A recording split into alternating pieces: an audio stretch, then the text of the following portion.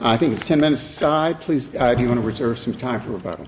Yes, thank you, Your Honor. Heidi Bassett on behalf of the appellant, and I would like to reserve 2 minutes for rebuttal. Sure. Thank you.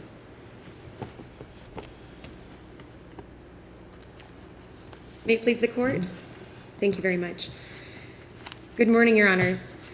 This appeal, while in the context of a reverse mortgage foreclosure action, is simply a challenge to the trial court's adjudication on the merits of the case at an early stage, specifically a motion to dismiss hearing. And for 2 reasons, the appellant is respectfully requesting that you reverse the order which granted the motion to dismiss and made specific factual findings at such an early stage of the case. Let me ask you a question about the posture of the case at this time.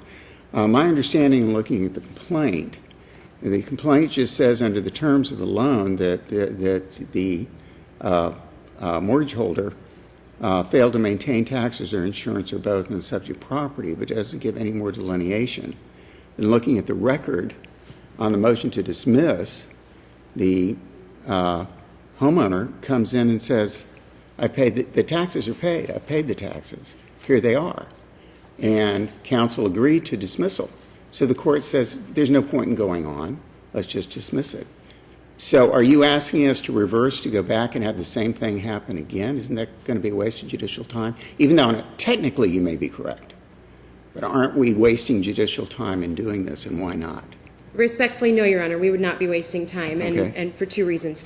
First, I will explain to the court why it is that I believe the counsel did not agree to the dismissal, but simply acquiesced to the court's jurisdiction and accepted the ruling. Okay, tell me why. Tell me why. All right, certainly. If you look at the transcript from the hearing, the attorney who attended the hearing made clear that he had a response to the motion to dismiss and that he was in the process of reviewing it. Now, there are several different ways to interpret the transcript, but at best it becomes ambiguous. The reason being, the court proceeded with the hearing while the attorney was reviewing the response, and the court reporter took down sequentially what was being said. But there was never an actual verbal agreement, yes, I agree to dismiss. So it's entirely possible that the way the court reporter took down that transcript was simply the order in which things were being said. I don't read it the way you read it, because looking at the transcript, the homeowner's attorney says, look, we've got these documents. The court says hand them to counsel. The court says, well, I mean, if you've got proof there, I'll grant your motion. Did you look at these? The attorney says, I didn't see these documents before. And plaintiff's counsel says, we've got proof from the county, et cetera.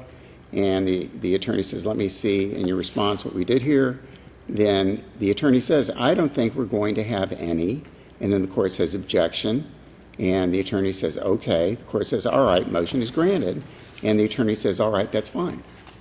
I understand, Your Honor, and I acknowledge that that is certainly the weakness in our case. If you read the transcript that way, it does look like the attorney may have acquiesced. However, the record in its totality demonstrates that that was not actually what happened. The evidence that was presented, which is problematic in and of itself because evidence should never be presented at a motion to dismiss stage, but the evidence that was presented simply reflected that the taxes and insurance had been paid. And the record reflects that both parties were contending they were the ones to have paid it. So that's why... Doesn't the record show in the receipts that the taxes were paid by the homeowner? That was a matter in dispute between the parties. Well, but on the receipts, it says at the top, 2012, paid by Sandra A. Wright, Miami-Dade County, Florida, paid 12/28/212, receipt number. And I would submit to the court that... 2011, paid by Sandra Wright, Miami-Dade County, paid, receipt number. And it's entirely possible that she did pay them, Your Honor. It would also reflect the same if someone had paid them on her behalf. Isn't that okay? Do you care as long as the taxes get paid? If I paid them for Ms. Wright, I said, look, Ms. Wright, I'm going to pay your taxes this year. Would you care if I paid it versus her? If it was the appellant who paid them on her behalf, then it becomes a problem. But that in and of itself gets us... I'm saying you're saying it depends on who paid it. It would be all right if me. Correct. I went to her and I said, I'm going to pay your taxes, don't worry about it. That's okay. You don't care who pays it as long as it's paid, as long as you don't have to pay it. Correct. Yeah, I understand and that's where the dispute occurred in the record, that the appellant was asserting they had in fact paid them, she had not paid them. Well, the assertion made in the attorney's fees request and in your motion for a new hearing is just that $742.19 was paid, not the full $8,000 or whatever it was that you were first claiming. And when you look at the receipts, that amount of money was actually paid in December for the 2013 taxes, which weren't due until April. So I'm perplexed. I understand your argument, but I'm really perplexed as I think the right hand and the left hand didn't know what was going on here. Consequently, the judge said, this is what I have before me, and it makes sense.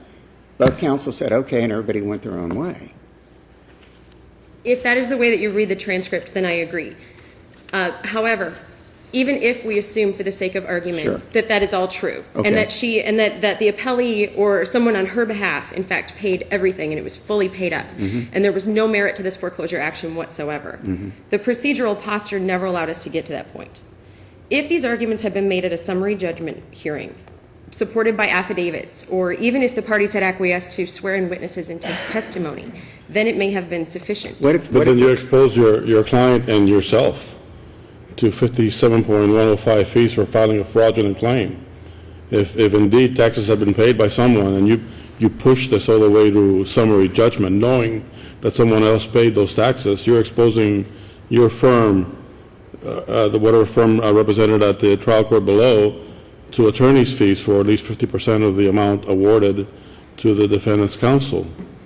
If I mean, 57 it seems to me that if the taxes were paid and they were paid by someone other than the bank, then case over.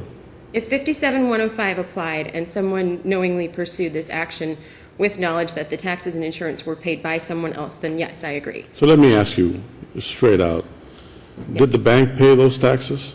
It is their position that they did. No. No. Did the Did they bank pay? pay those taxes? Yes, based on the information that I have reviewed, it does appear that they did. Oh, boy, So okay. that's the Watch. challenge that it presents, Your Honor. There is evidence conflicting from both sides. Well, Some of then it's reflected in the record. Why didn't you amend? Why didn't you file a motion to amend, say the cause of action is that we paid this, and this, therefore there is a breach of the mortgage contract? That's not what your complaint said. Your complaint said you didn't pay. The judge says, okay, and they say, here are the documents. You say, okay, and everybody goes their own way. Then there's a motion for rehearing where you say if they had attached those documents to the motion to dismiss, it'd be okay. So that creates a problem in itself for you.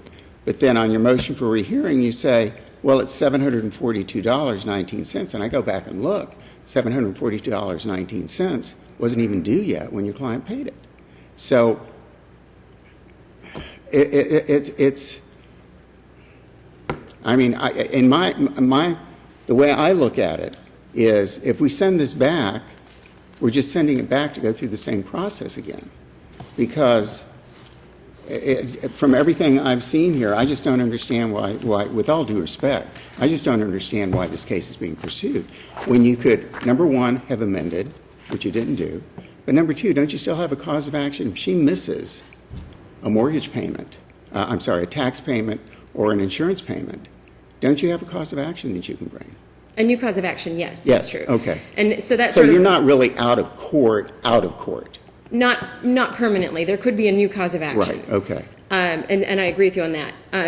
That sort of raises the second issue, which is that the order that the trial court entered said on its face that it was without prejudice. And so theoretically, we could amend the cause of action.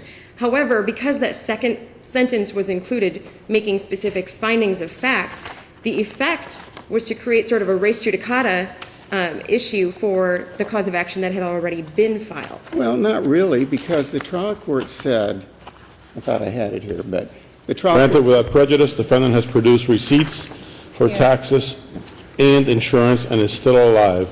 Which is in parentheses, reverse mortgage. So if the receipts that were produced were, as you say, in her name, but truly they were paid by the bank, then you could certainly amend your complaint to add that. This wouldn't have been a res judicata, because you could have amended and gone to the court and said, court, look it, the cause of action is A, B, C, D. We paid it, they didn't. Then you've got an issue of fact. but the way your pleadings were pled, any trial judge is going to go in and say, look, and everybody says yes, yes, yes, and we all kumbaya and leave. And then it starts to get mired down, and this is where the problem comes in. I would ask the court to consider one factor in the totality of the record. Sure. And I accept if that is your ruling, and I understand that that is a way to read the transcript. While the transcript does seem ambiguous from my review, Sure. if you look at the totality of the record, the response to the motion to dismiss was called to the trial court's attention, but was never reviewed. And it specifically reminded the trial court that the review should be limited to the four corners of the complaint, Right. should accept everything in the light most favorable to the appellant. Then it's followed up with a hearing where the attorney who appears at the hearing has never seen this proof. This court has said in the Chatterell case, which was cited in the initial brief, that specifically proofs cannot be considered on a motion to dismiss. And then amidst the confusion at the hearing... What if the attorney for the plaintiff agrees? If the attorney for the plaintiff explicitly agrees, that becomes a different scenario. And so, like I said, if that is the court's reading, then I accept that. It appears to me that the attorney simply acquiesced to the court's jurisdiction and accepted the ruling. And so if that is a possibility, if that is something that the court will consider as being a... But I mean, I suspect the attorney who appeared for the bank knew that he or she could simply say, Your Honor, I object to you considering these factors that are outside of the record, and that's it. Preserve the issue for appeal and move forward. That's correct. I mean, those of us who appear did go to law school.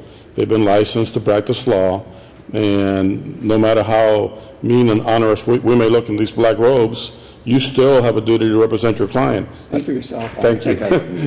You still have a duty to represent your client, and if the trial judge is going outside of the four corners of the complaint and the motion to dismiss, you say, Judge, that's a mistake. We object. And the attorney at the hearing certainly should have been more forceful with that argument. The appellant Why did should follow... we forgive his or her lack of ability to stand up for the client? I accept that. Perfect. I think we're done, right? Thank you. Unless you have more questions, then I will wait for a rebuttal. Let me just say on that standpoint, a lot of times when you go in, I mean, we're not pointing a finger at anybody at all. A lot of times when you go into hearings, and particularly if you're as an associate, as I did an associate, and you're covering a file for somebody, and they say these are the facts, you give a quick review, and you go in, and then somebody presented this to the attorney, and he says, well, this certainly looks like it, and yes, I agree. It's just one of those circumstances, but then it creates a record that makes it very hard to deal with. Okay. That may look like you caved. Okay. Thank you very much, I understand. Counsel. Thank you, Your Honors.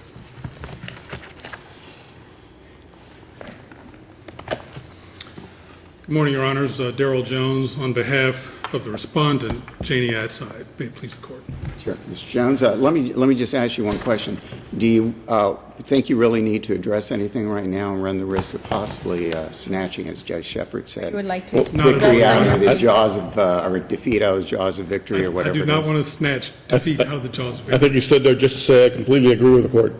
Were you going to say, Completely agree with the Court, Your Honor. you were going to say the three of you are brilliant and you really understand the whole context? Absolutely. Okay. Thank you very much. Thank you, Your Honor. Thank you both. Jones.